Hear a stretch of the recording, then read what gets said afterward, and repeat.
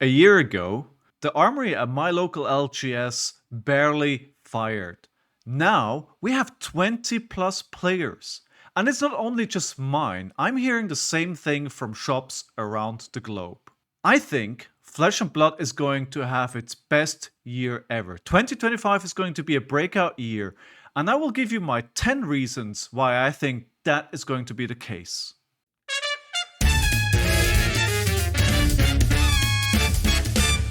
Welcome back to my channel. My name is ScowlingFleshBag, and here I talk about everything Flesh and Blood. For the last few months, I've really been feeling like there's more and more momentum behind Flesh and Blood, its scene, and the player base growth. So I wanted to look at that, get some data, and what I found is very interesting. So today, in this video, I'm going to give you the 10 top reasons why I think Flesh and Blood is going to have a fantastic 2025. In addition to that, after we looked at the top 10 reasons, I will give you 5 predictions that I will follow up on in a year with another video, and then we can check in to see if my predictions were right. Without further ado, let's look at reason number 1. In place number 10, we have armory attendance. And as I mentioned in intro, it's not only my LGS that has gone from tournament organizer and me in August last year to 20 and more players. It's also that I'm hearing this from other shops. So one in Manchester, they just reached a new top with 25. And another shop in London, which is having very good numbers, now even has a casual evening on Tuesdays in addition to their armory on Thursday that is now also firing. I sent out a survey earlier in the day to see if I can get some further feedback, and the data that is coming in is also very encouraging. I'm seeing that over 70% of people answering the survey are saying their armory has increased in attendance. So it looks like the start of the year this year that we're seeing more and more people joining the lowest level of competitive play, armories. There's a couple of reasons for that, and I think there are 2 to 3 reasons which are improving the numbers. So the first one is we just saw the adjustment from the armory packs to the gem packs. In the past, we would get a playmat and a couple of cold foils, and now we have the gem packs. And the gem packs gives us the cold foils, but also extended art, and in addition to that, a chance for a extended art Marvel Uzuri. And I think that is really enticing for players to come back that may have not come after the experience points change a while back. In addition, I think Flesh and Blood LSS is going to more and more board game and card game and other hobby conventions, and that's bringing in a lot of people. I see a lot of people coming to our army for the first time, and they go like, oh yeah, I've been to this convention or that convention, and I was able to play the game for the first time there. I loved it, and that's why I'm here. And finally, I think the longer that the game exists, the more people working at your local game shop know and care about Flesh and Blood, and that's really important.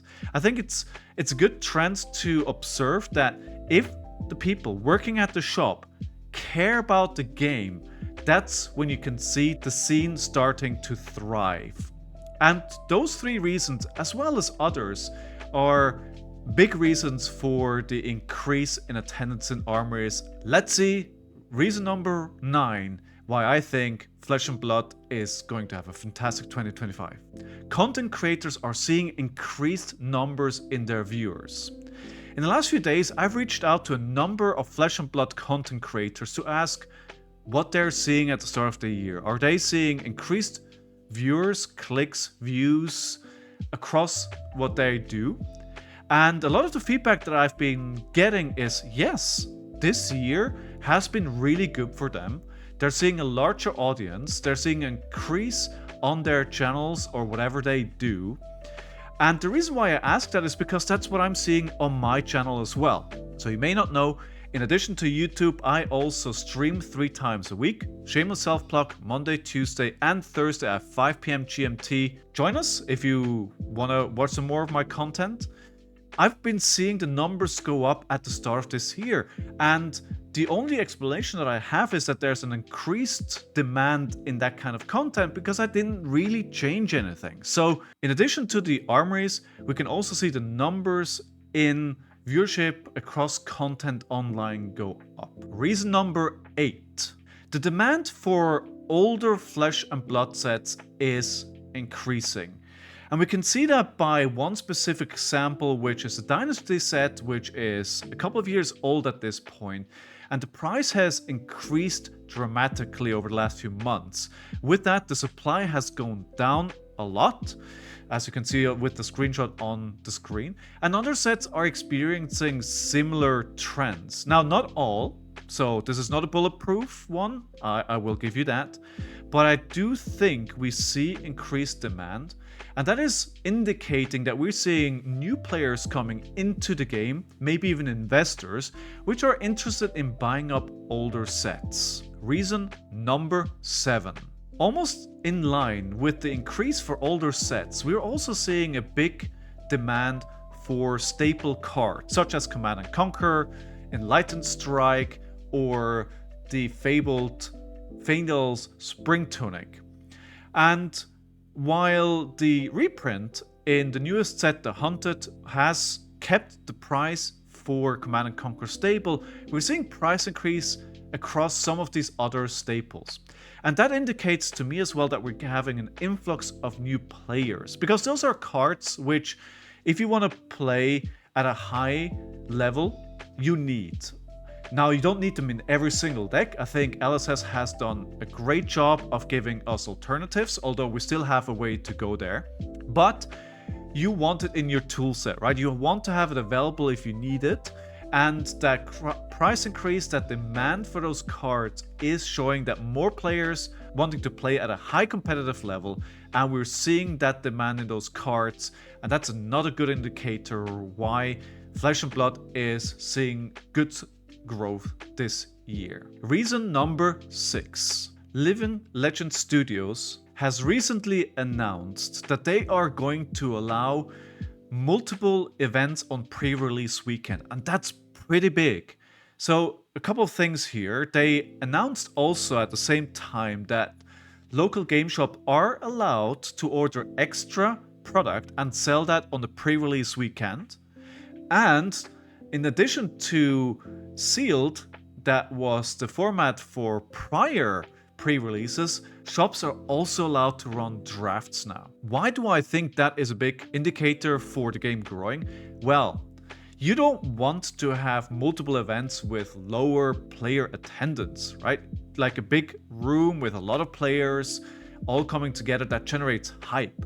So if you water that down to a room with less players, that doesn't give the best impression. So them allowing us to have multiple events over the same weekend indicates that they believe they have the player base to fill the room on multiple days. So that's pretty huge. And it's a good sign that, in addition to my feeling on how the game is going at the moment, LSS has the same view. We've reached halfway point, and with reason number 5, I want to deep dive into the meta that we're seeing at the moment on the competitive level. So as recording of this video, we are now on the weekend of the 3rd Road to Nationals 2025. And we have the data from weekend 1 and 2, and one of the things that I'm seeing is that there are 4 heroes which are at the top of the meta report released by LSS that have double-digit wins. And then we have a further small number of heroes which have high single-digit wins. And what that indicates is that the meta is in a really, really good place.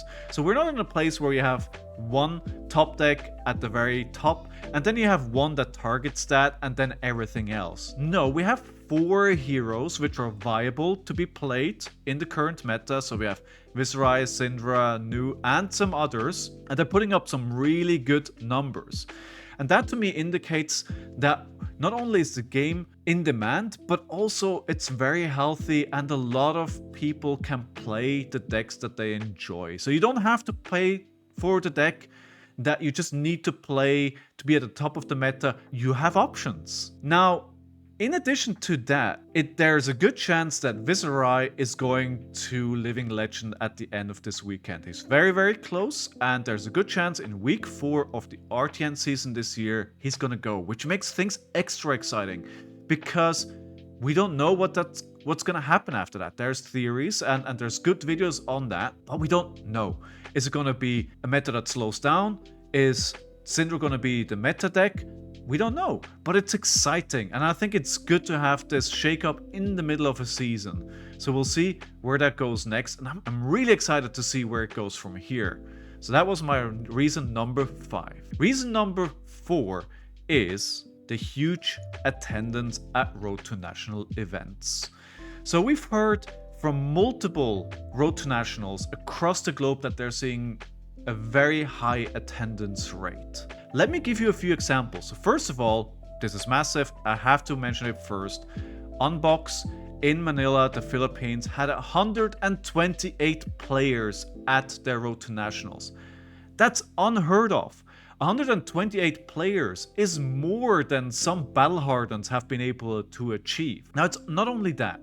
I also have information from a Road to Nationals in the US that had over 60 players, and I spoke to 2 local shops here in London that both have over 40 players signed up and in attendance. So Spellbound, that had its event in the first week, sold over 40 tickets, and Darksphere, which is going to have its event next weekend, has also sold over 40 tickets. I've spoken to the tournament organizers of both those shops, and they told me that if they could, they would sell more tickets. For a number of reasons, they can't because not enough space, etc. But they told me that they could have sold a lot more tickets, breaking even into the 50s. And I think this attendance is unheard of. So people wanting to qualify for nationals has really spiked up this year, and that's a huge indicator that the game is doing really, really well. At number 3, The Hunted Wave 1 sold out at least in the US and in Europe. And I think LSS was completely surprised by the demand for this set. Why do I say this? Because in a Dev Talk video that they recently made, they talked about hype cycle. And this is something that they talked about before. They don't believe that every set is going to be the same level of hype. Some are going to be higher, some are going to be lower, right? You can't have the same hype on every single set. They did not expect this set, The Hunted, to be where it is. And they were surprised by the demand. And that's why Wave 1 sold out. Now, there's different reasons why that could have happened. I think the defense reaction Shelter is a really good card. A lot of people want that. People really like the heroes. Syndra is pretty beloved. People love Fang actually. But no matter what the reasons are, it sold out. That means they underestimated the demand. Now there's a Wave 2 coming. MyLG has already got more product, but even so, the demand is still very high. And that is a really good indicator that we're seeing an influx of players, and I think this is going to continue throughout the rest of the year. In spot number 2, we've got to talk about the World Premiere in Prague. The World Premiere in Prague was a hugely successful event. The World Premiere itself on Friday had 900 players, and it sold out. I don't know if this is the first event to sell out. I think it is.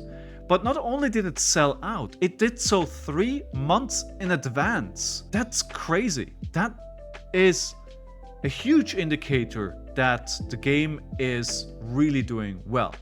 Now, not only did the World Premiere sell out, in addition, we also have the Calling that was played on Saturday that had 870 players. So the whole weekend had tons of players. The side events sold out on Sunday. All the sealed events, I believe, on the weekend sold out eventually. All the promo events had very high attendance. It was, from my perspective, a huge success. And that is giving us a lot of information that the demand for the game at the moment is very high. People are hyped about this. And with that, the number one reason that I think Flesh and Blood is going to do super well this year is high seas the set that we're getting in June this year. And why do I think that?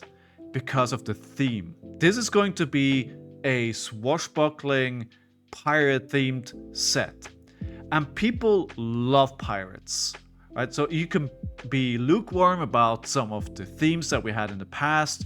And I think every set in Flesh and Blood has some kind of theme. But if you would ask what kind of theme Rosetta has, it's like nature and all that. But that's not necessarily something people can connect with. But pirates, oh my, people love pirates. I love pirates. And I think this is going to have the potential to draw in a lot of people who heard about Flesh and Blood, but maybe didn't care about it for some reason or another.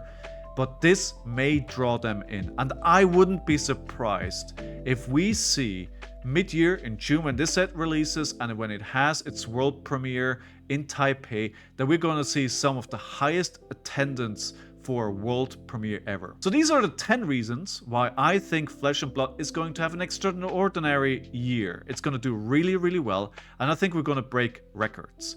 If you disagree, or if you have any other reasons why you think it's going to do well, please leave a comment below and let me know. I'm very interested to hear where you think the game is going to be this year, and if you think it's going to do well or not, and why. But before we end the video, as I mentioned earlier on, let's look at 5 predictions that I will revisit in a year to see if my prediction was right, that Flesh and Blood is going to do well over the next 12 months. My prediction number 1 is we will be breaking a calling and or world premiere attendance record this year. As I just mentioned, I have a strong feeling high seas, high on the expected hype level for Flesh and Blood from LSS, and I fully agree, and I think it's gonna sell really well, and I think the event is going to do really well. Prediction number 2. Army attendance is going to further increase from where we are today.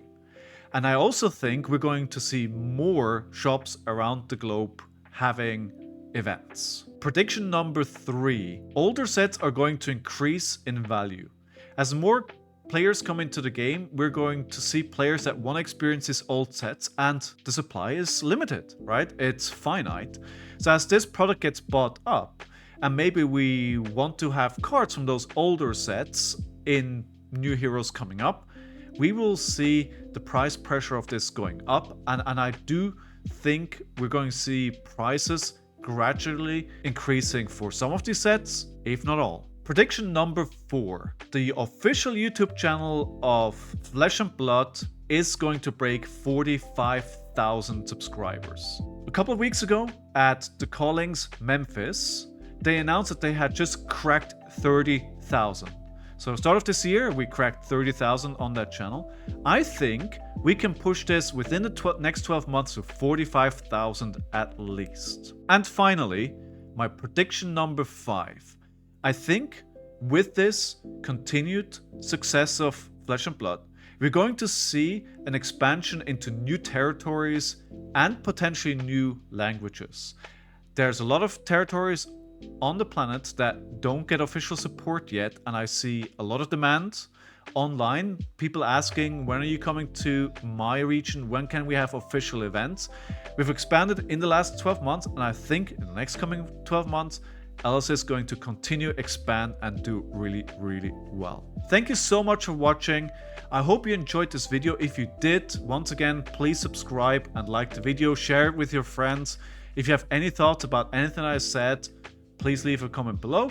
And I'm glad that you are here watching my video. It means a lot to me. Thank you so much, and hopefully see you in the next video.